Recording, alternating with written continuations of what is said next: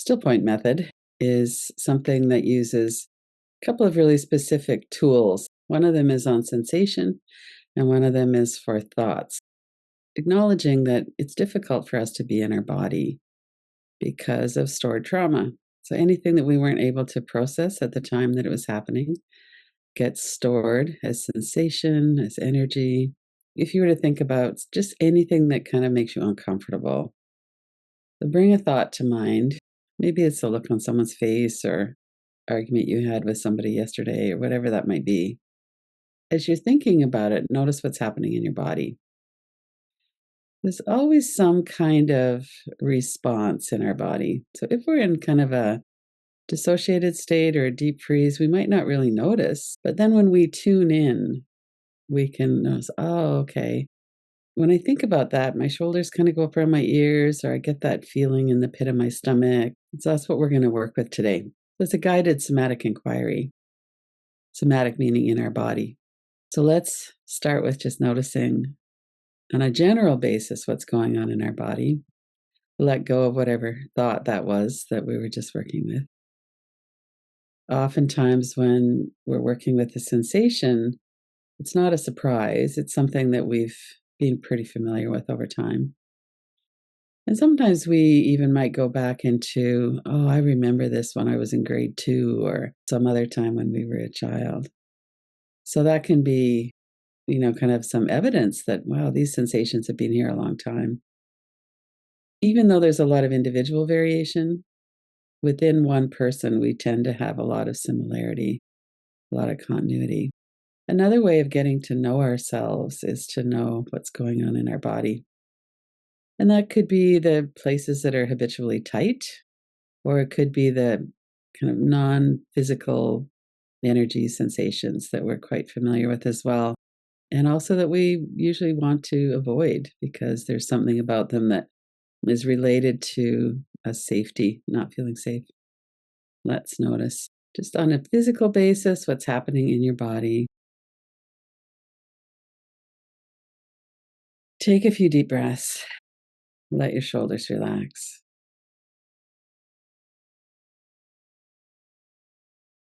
You might breathe out through your mouth, breathe in through your nose.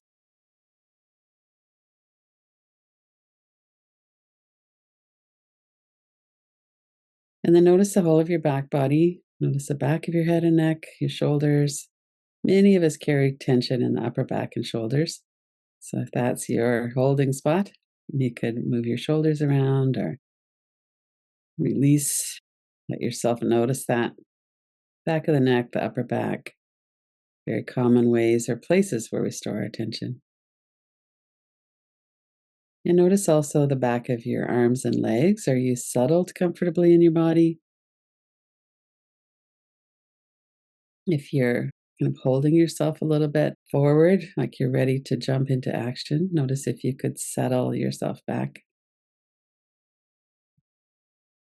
In the front of the body, there's a couple of places where it's very common as well to hold tension. One is the forehead and eyebrows. We worry, we knit our brows. You could lift your eyebrows up, let those soften.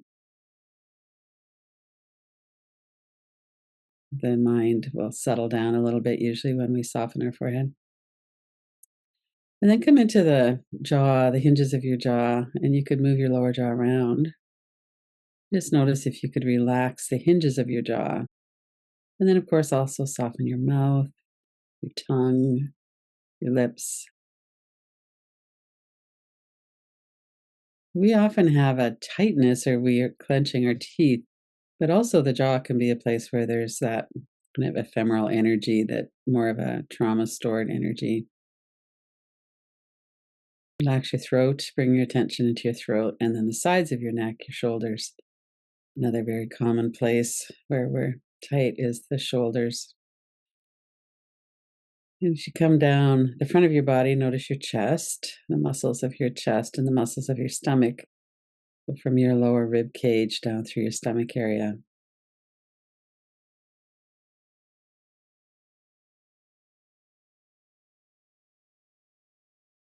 Notice if you're breathing diaphragmatically.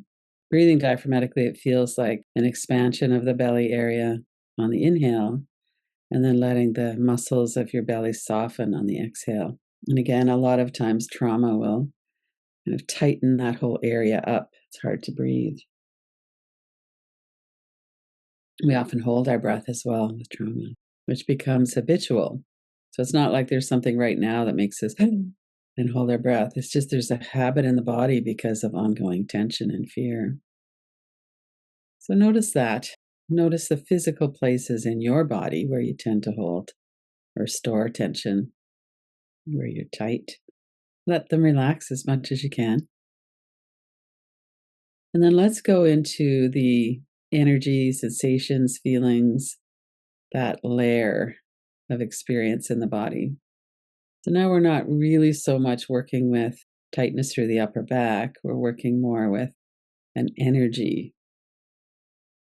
The stomach might be kind of relaxed now that you've tuned into your breathing, but there might still be some kind of a uneasiness or an edginess, or it might be a heaviness in your heart or a clenching in your teeth, but also kind of an energetic tension there as well. So let's scan the body. Notice what's the energy in your head right now. Just notice what's there. There might not be anything particular in your head, or it might be more of that physical stuff. Okay, I'm frowning. I could relax my eyebrows. And then go down into the mouth and jaw in particular. Is there any energy in your mouth, your jaw? Sometimes the throat is very activated. Even when we're not speaking, there's kind of movement, subvocalizing in the vocal cords. Notice all of that. And then as we come down into the chest, this is the heart area. We often feel emotions here. We can manipulate that a little bit by bringing in a thought of something that makes us feel happy, just as an illustration of how this works. If you were to think about someone or something or some place, it makes you feel joy. Bring that to mind for a moment. Maybe visualize their face or a place. Remember the warmth of their hug. And notice what that feels like in your chest. Might be an excitement, might be a lessening of tension, it might be some warmth. Sometimes people have images of sensation as well. And then if you come down into your belly area, there's a lot of activity around the navel center, the belly button, and into the lower part of the gut as well. This is our gut instinct. And oftentimes there's an uneasiness or a fear, pretty ongoing. It might get stronger, it might kind of dissipate a bit. This is part of the reason why many people are uncomfortable putting their attention into the breath at the belly. We have a lot of metaphors for that too, like a gut punch, even though it might not be physical, it feels like it. So, as we're noticing all of that, you could also notice the whole body energy. Sometimes there's a restlessness in the body. So, let's bring our attention now into the locate and describe part of working with sensation and energy. So, we've kind of scanned the body now. We're a little bit aware of what the energy is in the body.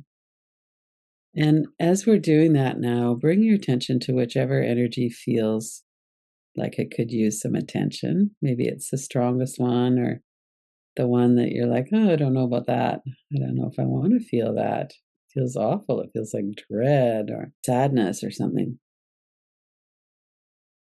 So, in this part of it, we're not really wondering or thinking about what it means. We're noticing it like we would notice it if we were in a science experiment. Can you describe that sensation to me? So, one of the things we might describe is the location. I'll just use an example of something in the heart area. So, in the heart area, it might be kind of a small thing, like fist size, or it might be a larger energy that goes out to the front of your body. Maybe if you tune into the back of your body, you could feel it there too. A lot of energy is contained within the physical body space, and sometimes it pushes out or goes out into the outside areas. So you could just notice. So I've got this area in my chest, for instance. And what's on top of the energy? Does it go up into your head? Does it go out of your head up into the air? Or is it pretty much contained in the chest area? What's happening below that? Is it down into your belly? Is it all the way to your toes? Or is it really just in this kind of ball of energy or sensation in the chest area? So notice the location and the edges of the sensation. A lot of sensations taper off. So we feel them quite strongly in the middle, and then at some point they're not there anymore.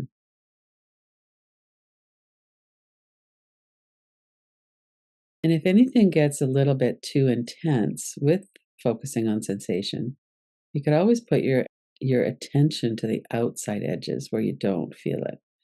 So if you have a feeling of something in your chest and it's starting to get too much, then just bring your attention to the areas of your body where you don't feel it, up into your throat or head or out into your hands or fingers or someplace where you don't feel it.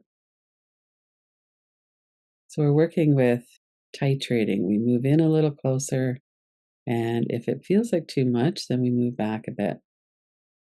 We notice the space around the outside edges. Another thing that we would be interested in knowing if we were wanting to kind of, we're doing a science experiment on this, what are the qualities of the sensation? So one of them is sometimes the sensation is hot or cold. So notice if there's a temperature in this sensation. There's no right or wrong answers to any of these questions. We're just exploring. So is it hot or cold? Is it moving or is it still? A lot of energy moves a little bit. And does that feel okay? Sometimes when energy moves, it feels like it might be more harmful or dangerous. So just to notice, is there movement? And if there is, does that feel okay for that to be moving a little bit?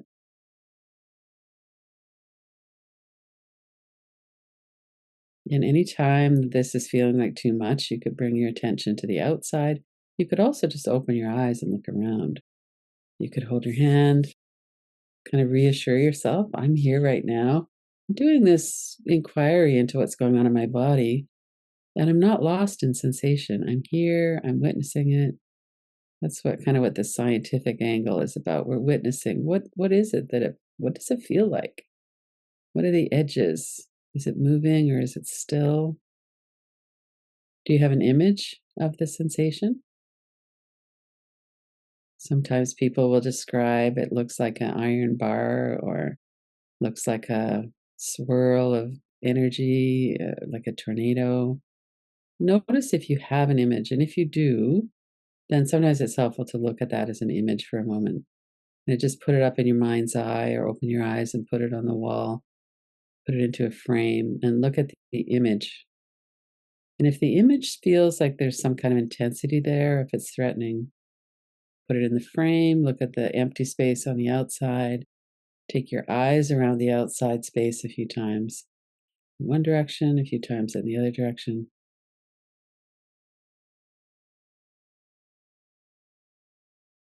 Look back at the image.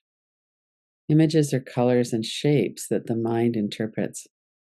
Sometimes it can feel a little bit more powerful when we have an image that's related to the sensation.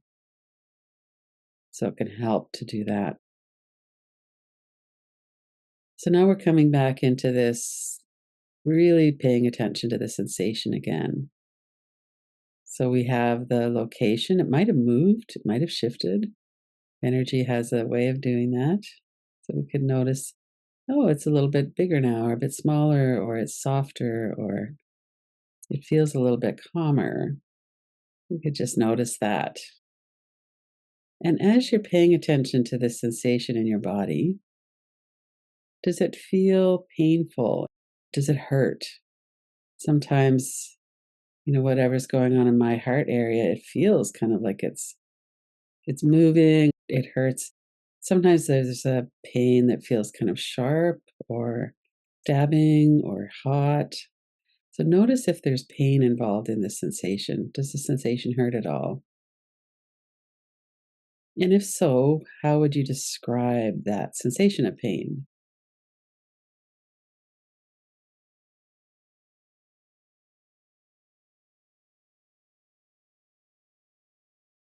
And keep awareness of your body, keep breathing. And if you were to just tune into that sensation directly now, does it feel like that energy is here to hurt you? Does it feel like it's malevolent or has bad intentions? But sometimes with pain, especially, or movement, it can feel like there's something wrong, that it's here to hurt me. But when we actually look at it, is that true? If it feels true, then there's some thoughts that are involved in that. So if that's the case, you could put the thoughts up onto that frame on the other side of the room. You could tap on your forehead. But otherwise, if you sit with that, what is it that gives me that sense? Why is it here? If it's not here to hurt me, then why is it here?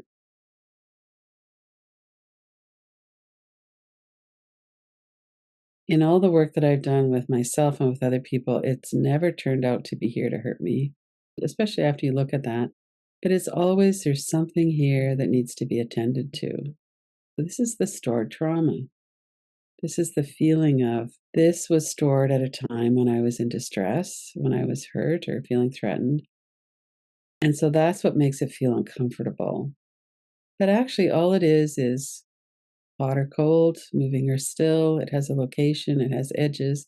I can put my attention into the sensation, I can put it on the outside of the sensation. And I can notice, okay, if this sensation is here to alert me to something, or sometimes it's like a warning, like, pay attention. That voice that you were thinking about just now reminds you of the contempt in somebody else's voice earlier in your life, or it's a warning. Our nervous system, which communicates with us through energy and sensations, is saying there's something going on here that you need to pay attention to. Oh, okay. So let's sit with that for a minute. Why is it here?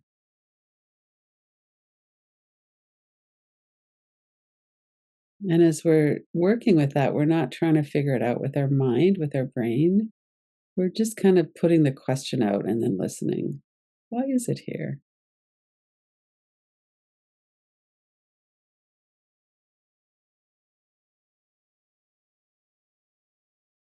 Sometimes we might ask or notice, is there an age involved in this? Like, did I feel this when I was a child or younger in my adult life? Is this familiar? The way our brain works is it associates things that happened in the past with something that might be of concern now. So if we're feeling this sensation, very often it has its roots in our history. And here it comes now for us to look at it. We might notice if we could welcome it. This is part of me. This is part of my memory that's coming up as a sensation. And, sometimes when I get back into really sitting with the sensation, there's that 12-year-old or that 3-year-old, or there's some feeling of there's something in me that's still feeling scared or hurt. But now I'm an adult and I can stay present. Sometimes we can stay present really clearly and kindly and compassionately. We're really here. And other times it's a bit much, so we might back away a little bit. Well, I'm not going to push it away, but I'm not going to go that deeply into it right now. Right now, I'm just going to breathe, notice my body again.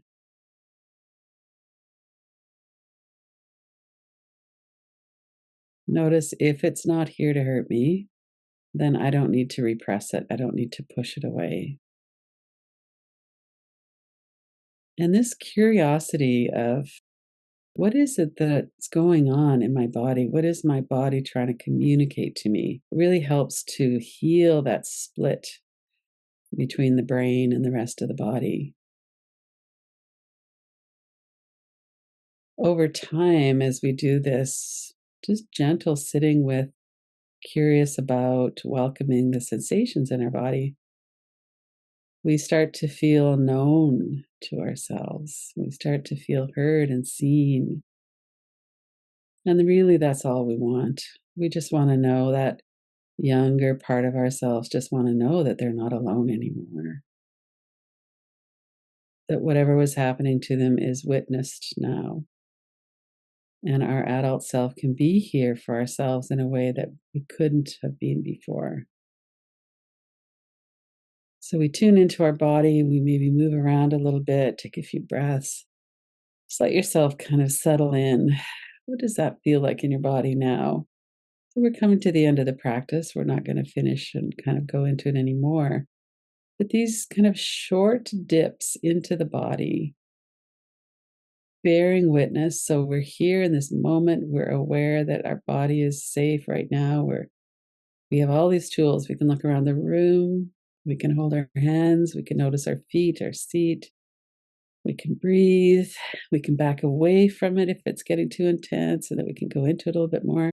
We have this amazing toolkit of practices. And we also have this willingness of, if this is what's stored in my body, there's a couple reasons why it would be helpful for me to be more proficient at being with that. One is that we feel more integrated. Another is that these energies and sensations don't trouble us so much anymore. We notice them sooner. We're more willing to kind of sit with it and maybe put a hand on our heart and go, I don't need to push you away. You're welcome to be here. It's a little uncomfortable, but I have time. I'm just going to sit with that for a minute and breathe.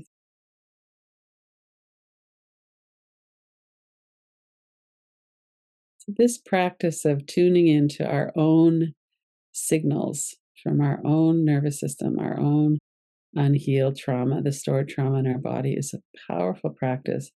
We can do it for a few minutes. We can sit for longer if we have time. But just to keep aware of, in this moment, I know what's going on. I'm aware of the sensations and energy. I'm looking at it not disengaged, but really engaged, and as a witness, I'm stable here. And I know how to work with this. I know how to be with myself. And I'm kind of curious about what's going on in there. I've found over the years that I don't have any fear of sensation in my body anymore. And a lot of the sensation has diminished considerably as well. Once it's seen and heard and attended to and feels connected, a lot of the urgency goes out of the sensation. So thanks for coming along on this somatic practice of connection of our whole system, our brain in our head, our knowing in our heart, our gut instinct, that we can allow all of that to be here.